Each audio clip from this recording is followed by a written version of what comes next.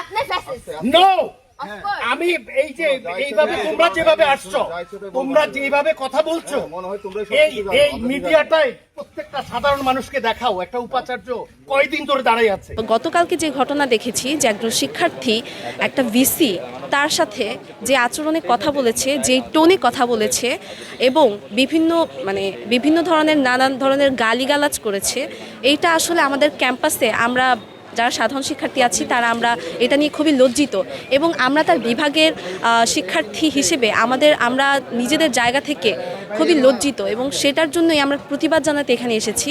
এবং আমরা মনে করি যে আমাদের কামরুল হাসান স্যার এই ফ্যাসিস্ট শব্দটির সাথে তার কোনোভাবেই সে ডিজার্ভ করে না, সে এটার সাথে তার যায় না। তো এটা যখন তিনি বলেছেন তখন আমরা চাই যে সেই শিক্ষার্থীর অবশ্যই বিচার হওয়া উচিত, কেননা এটা তো সে ডিজার্ভ করে না। আমরা জুলাই আন্দোলন করেছি এই ক্যাম্পাসে, তারা এই শিক্ষকেরা আমাদের সহযোদ্ধা ছিলেন এবং আমরা দেখেছি তারা আমাদেরকে কিভাবে আগলে রেখেছে। যখন এই জুলাই আন্দোলনের সময় হাসিনা শিক্ষার্থীদের ওপর বিভিন্নভাবে জুলুম করছিলেন, তখন আমরা দেখেছি এই শিক্ষকেরাই আমাদের পাশে ছিল, তারাই আমাদের পিতামাতার মতো আগলে রেখেছে। এখন তাদেরকে ফ্যাসিস্ট বলে গালি দেওয়াটা কি আমাদের খুব বেশি জরুরি হয়ে গেছে? এই দাবিগুলো নিয়ে আমরা এখানে আজ দাঁড়িয়েছি। ধন্যবাদ।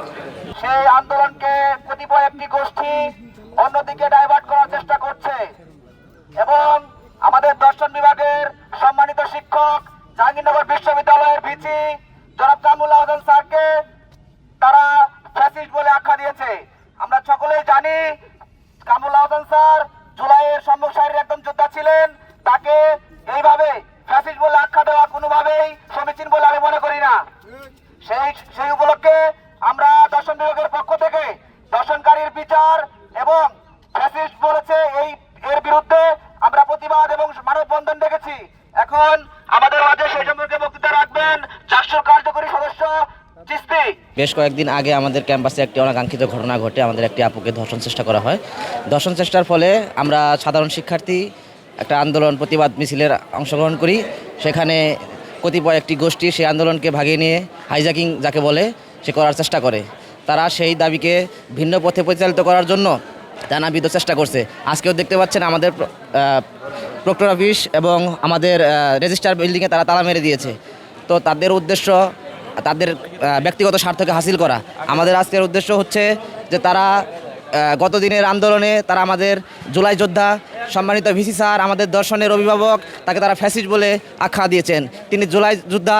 তিনি জুলাইয়ের একজন সম্মুখ সারির যোদ্ধা, তাকে এই ধরনের অপবাদ দেওয়ায় আমরা এর নিন্দনীয় এবং প্রতিবাদ জানাই। আমরা চাই এই ধরনের কথা কোনো শিক্ষককে বলার আগে 10 বার ভাবা উচিত, কারণ তিনি জুলাইয়ের একজন সম্মুখ সারির যোদ্ধা ছিলেন। তার বিরুদ্ধে এই ধরনের প্রতিবাদ, এই ধরনের মতবাদ আমরা কোনোভাবেই আশা করি না।